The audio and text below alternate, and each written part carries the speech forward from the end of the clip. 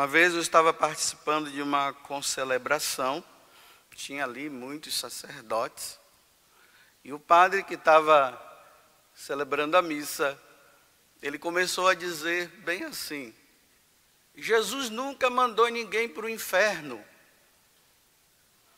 A igreja nunca mandou ninguém para o inferno. Eu fiquei assustado. Aí na minha cabeça já veio, né? A Lumen Gentium, que fala da questão de pessoas que vão para o inferno. Que diz que a igreja não manda, né?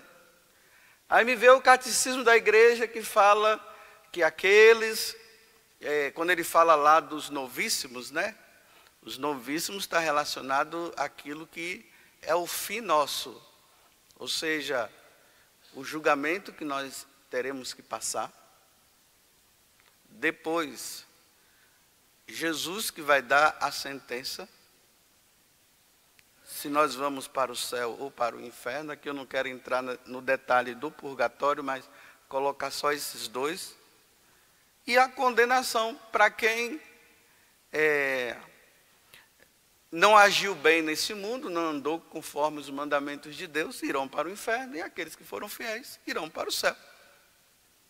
E ali na parte que fala do inferno, diz que aqueles que caem em pecado mortal e morrem sem o devido arrependimento vão para o inferno.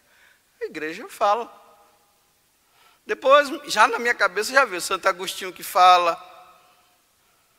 Aí vem Nossa Senhora de Fátima, que mostrou o inferno para Lúcia. Santa Teresa d'Ávila, que teve uma experiência no inferno, e ali foi que aconteceu a verdadeira conversão dela, e aí ela mudou de vida. Dom Bosco, que teve os sonhos, aonde ele foi, no céu, no purgatório e no inferno, ele ficou admirado que tinha as crianças, né, que ele cuidava, e ele viu muitas daquelas crianças no inferno. Aí eu me acalmei e disse, bem, esse padre não está falando a verdade. E podem acreditar numa coisa.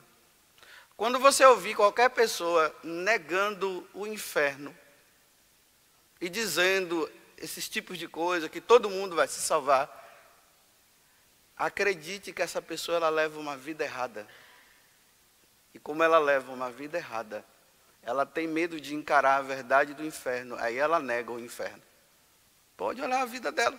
Mesmo que ela aparentemente se mostre para todo mundo como um santo, vá ver a vida particular dela para você ver. Se a vida dela não é uma vida errada, aí a pessoa não quer encarar a verdade. Ela vai dizer que todo mundo se salva e tudo mais. Então agora eu fiz essa introdução para nós entrarmos no Evangelho. Então veja, Jesus está ali pregando, aqui está dizendo que ele estava a caminho para Jerusalém. Toda vez quando você vê no Evangelho de São Lucas que diz assim, e Jesus estava a caminho para Jerusalém, significa que ele está indo para morrer em Jerusalém. É a última semana dele, ele está indo para se entregar pela nossa salvação. E realmente, na hora que Jesus ele se entrega na cruz e ali ele morre, se deixa crucificar, e ele diz ao Pai, Pai, perdoa-lhes porque não sabem o que fazem, realmente naquele momento, todos foram salvos. Só que agora, a salvação vai depender da minha correspondência e da sua. Se eu levo uma vida errada, eu não me salvo. Se eu levo uma vida correta em Deus, eu me salvarei. É simples assim. Agora imagina, Jesus salva todo mundo e eu continuo na vida errada, como é que eu vou me salvar? A morte de Jesus foi em vão para mim, se eu levo uma vida pecaminosa, se eu levo uma vida errada. Então agora vamos à pergunta do jovem. Olha, ele foi ouvindo Jesus falou do reino dos céus, Jesus estava falando da salvação, Jesus falou dos que se perdem, dos que vão para o inferno. Agora ele vem e faz essa pergunta que é essencial para a nossa vida também. Senhor, é verdade que são poucos os que se salvam? Olhem a pergunta que ele está dizendo. Nós precisamos ouvir o que Jesus fala, não ouvir o que eu quero ouvir. Porque se eu quero ouvir o que eu quero, o que Jesus está falando eu descarto e só quero ouvir o que eu quero. Então, Senhor, são poucos os que se salvam. Aí Jesus diz assim, olha, fazei todo o esforço possível para entrar pela porta estreita, porque eu vos digo que muitos tentarão e não conseguirão. Olha, muitos tentarão. Não era bom que ele dissesse assim, poucos tentarão? Ele falou muitos. Então a resposta já está dita, poucos se salvam. Não são muitos. Porque ele poderia dizer assim, olha, fazer todo esforço e tal, porque, olha, eu vos digo que poucos vão tentar, mas não vão conseguir não. Ele disse muitos. O céu está cheio? Tá. Tem uma multidão no céu? Tem. Mas no inferno tem uma multidão maior. Agora eu vou começar a falar para vocês entenderem o que está por trás da resposta de Jesus. Então vamos dizer assim, olha, domingo. Domingo é o dia do Senhor. É o dia em que os católicos reservam o dia para ir à missa, participar do sacrifício do Senhor. É um dia propício para se rezar mais, para se praticar o bem. Quem não perdoar, vai perdoar nesse dia, porque está trabalhando durante a semana, não dá tempo, vai perdoar durante a semana, vai no domingo. O domingo é reservado para o Senhor. Então vamos lá. Missa das 7 da manhã. Olhem o número de pessoas que estão no domingo na missa e vejam o número dos que estão fora. O número dos que estão na missa no domingo são maiores do que os que estão fora? O terceiro mandamento diz o seguinte, que nós devemos guardar os domingos e festas. Isso significa que, aqui abrindo parênteses, é a exceção daqueles que moram em lugares que não tem como padre ir, os que estão doentes. Existem algumas profissões que a igreja também, ela é muito restrita quanto a isso, por exemplo, bombeiro, policial, quem trabalha na área da saúde, os médicos, os enfermeiros, que às vezes tem que estar no hospital no dia de domingo, há uma restrição contra esse, em relação a esses, porque tem que ir lá, tá trabalhando pela vida, está ajudando, não tem cabimento, uma pessoa está morrendo e o médico ir para a missa. Aí tem que cuidar do doente. Então, fecha o parênteses. Então, os outros agora, com as exceções que eu estou dizendo, e os outros estão aonde? Churrasco, praia, shopping. Vai dar uma olhada para você ver. A igreja vazia, com poucos, e por mais que a igreja esteja cheia, o número dos que estão fora, que não vão na missa, é muito grande. Então já estão pecando contra o terceiro mandamento. Quem não vai à missa, não se salva. Olha o número. Vamos agora lá na sua família. A sua família que eu quero colocar aqui, não é somente seu pai, sua mãe, seus irmãos. Coloca os primos, tios, avós, bisavós, ainda tem tataravós, ainda tem, né? Ainda dá. Junte todos esses e veja quem é fiel a Deus, quem reza, quem vai à missa, quem se confessa. Aí você vai ver se são poucos ou muitos. Se a quantidade dos que são fiéis a Deus é maior do que os que são infiéis. É sempre os fiéis são poucos. Aí é aquilo que eu digo, né? Depois que morre, diz, está no céu, né?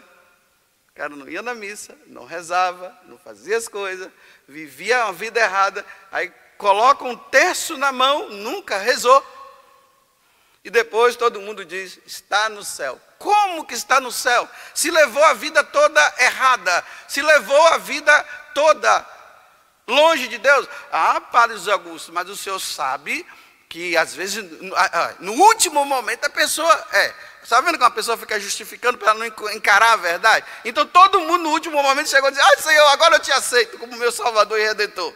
E me perdoa por eu não ter praticado o bem. Todo mundo. São todos. Lá no trabalho, aonde você está? Lá, veja agora, onde é que você trabalha? Desde o agricultor, desde o gari, até aquele que trabalha em escritórios e tudo mais. Veja o número de colegas que você tem que trabalham com você. Vejam quem é fiel. Veja se você, às vezes, se você não é o único que está indo e procurando a fidelidade a Deus e os outros não estão nem aí. Saindo com mulheres, são casados, estão lá, fazendo coisas erradas, falcatruas dentro do trabalho. Veja.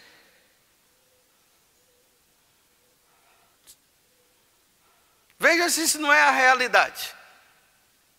Nós não queremos encarar essa realidade. É óbvio que eu quero que todos os da minha família se salvem. Mas, olha, o meu irmão está ali, com a minha cunhada. Vamos encarar. E vamos ver a realidade. Tanto os parentes da minha cunhada como os parentes do meu irmão, que eu estou incluído. Vamos ver se todos os nossos parentes são fiéis a Deus. É uma realidade. Mas eu não quero encarar? Não, eu tenho que encarar essa realidade. E tenho que fazer, como na primeira leitura está dizendo, é rezar. Mas chegando na hora que morre, todo mundo lá chorando. Lá na faculdade, coloque professores. Eu não vou dizer que são todos, mas a maioria dos professores hoje, eu não estou dizendo que são todos, só propagam o ateísmo e o materialismo. Aí vocês observam os frutos. Muitos dos seus filhos que iam para a igreja não querem mais saber de Deus. Aí pergunta, mas por quê? Ah, depois que foi estudar. Então, aí, mas tem aqueles que são fiéis. Agora vamos ver na sala, eu vou dizer só uma sala. Naquela sala, vejam o número dos que são fiéis e os números dos que não querem saber de Deus. 3, 4 alunos ali, na fidelidade. O resto, está vendo que a maioria? Então, diante disso, como é que eu posso dizer que todos estão se salvando se o próprio Jesus está dizendo aqui, muitos tentarão, mas não conseguirão?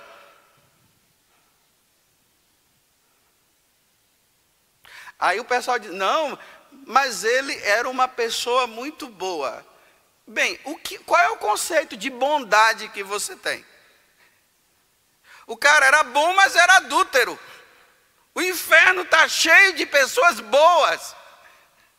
E aí Jesus diz, aqui o cara diz assim, mas Senhor, eu ouvi nas praças, eu vi o que o Senhor falava. Está vendo? Olha, eu ouvi tudo. Você ouviu, mas não viveu. Aí Jesus disse, afasta-te de mim, eu não te conheço. Mas como é que Jesus pode dizer para uma pessoa que ouviu palestra, ouviu pregações, e ele diz que não conhece? Ouviu palestra, ouviu pregações, e agora eu vou falar aquela palavrinha que eu gosto de dizer, só não criou vergonha na cara.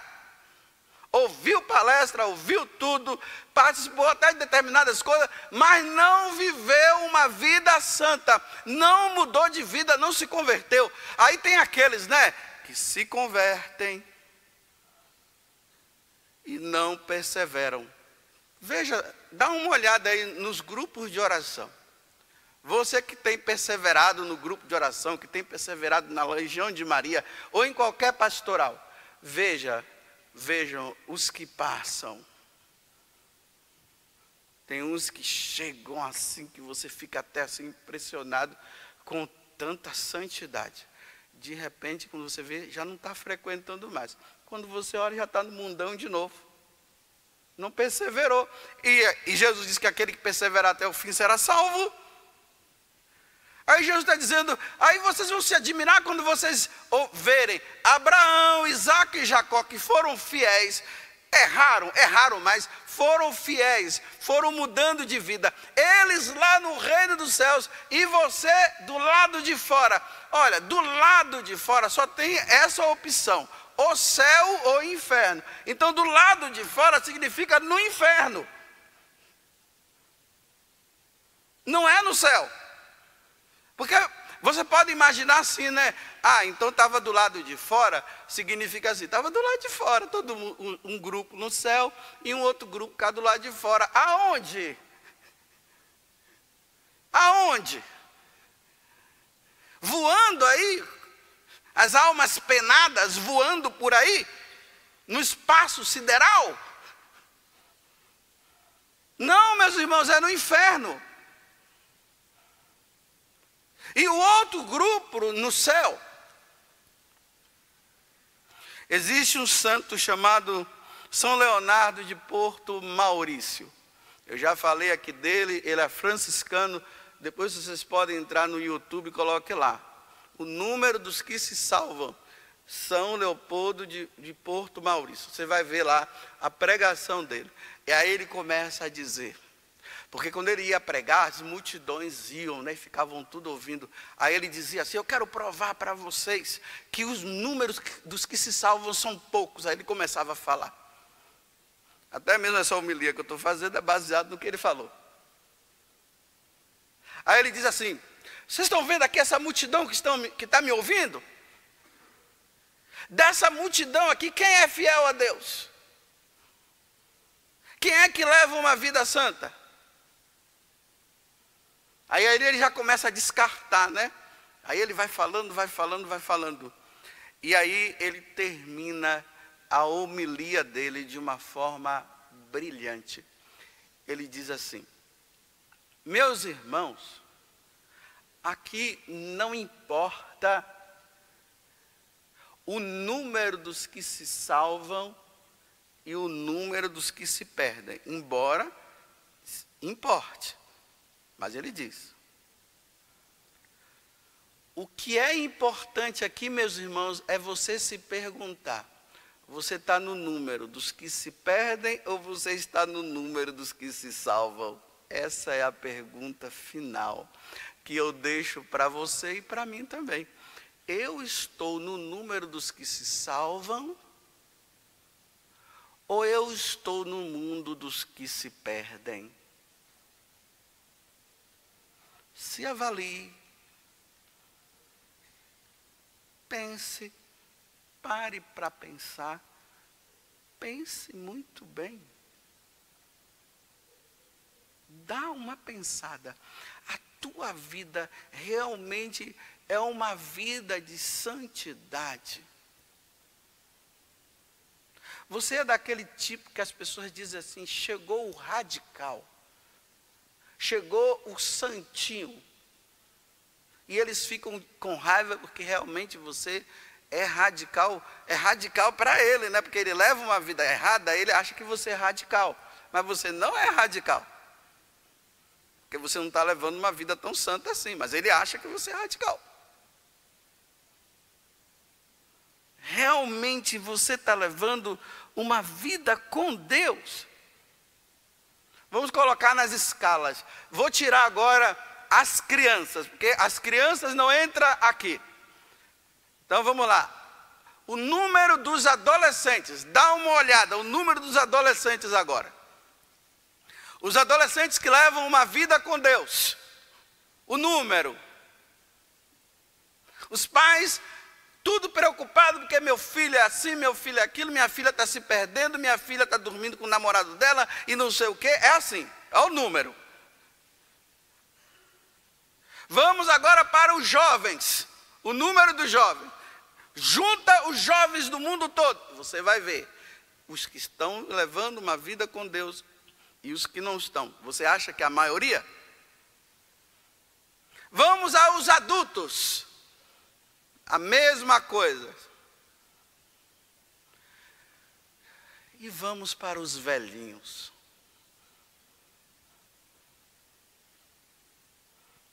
Me preocupo tanto com essas tais aí, que fala o grupo da terceira idade. Aí esse grupo da terceira idade está dando problema, porque estão dizendo que o número de AIDS tem aumentado na terceira idade. Então, se o número de AIDS tem aumentado na terceira idade, então os velhinhos, que já deveriam estar tudo levando uma vida santa, nos últimos momentos da vida deles, estão pegando AIDS com quem?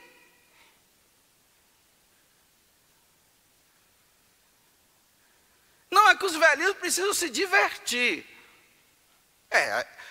Claro, o cristão precisa se divertir, mas nós podemos nos divertir sadiamente. A gente não precisa ir para motel, né? Os velhinhos todos se divertindo no motel. Os viúvos e as viúvas se agarrando, desculpa usar a expressão, e na dança e vão para lá. E tem aqueles que vão, que tem um gingado que deixa o cara doido. E aí, bebida. Não, mas os velhinhos precisam se divertir. Não precisam. Mas esse é o tipo de divertimento para os nossos idosos. Minha mãe está com 83 anos, eu nunca ia aceitar minha mãe se divertindo dessa forma. Ela ia apanhar de mim, apesar de ela ter me batido quando era criança, agora é eu que bato. Pela salvação da minha mãe, eu vou ter que bater nela. E vou dizer, para casa. Mamãe, não foi isso que a senhora me ensinou. Não foi isso que meu pai me ensinou. Agora que a senhora está com 83 anos, a senhora está nessa vidinha, para casa. E agora eu vou vigiar a senhora para salvar a minha mãe. Estou falando isso de brincadeira para vocês entenderem em que mundo nós estamos. Bem, agora eu termino fazendo com que você mesmo tire a conclusão. Realmente, o número dos que se salvam são maiores do que os que se perdem? Entre no metrô, entre no ônibus, entre no avião, ande pela rua, pelas ruas. No final de semana vão para as praças, a igreja está cheia, a igreja está lá, o padre celebrando a missa, e veja o número dos que estão na praça. E você quer me dizer que o número dos que se salvam são maiores? Sendo que Jesus acabou de dizer que os que se perdem são os maiores? Então tá bom. Se você está dizendo isso, ou você não está querendo encarar a verdade, ou você está com algum pecado que você não está conseguindo sair, e você é melhor dizer que o inferno não existe, e que todos se salvam, não é melhor? Tudo da Canção Nova em um só lugar. Canção Nova Play.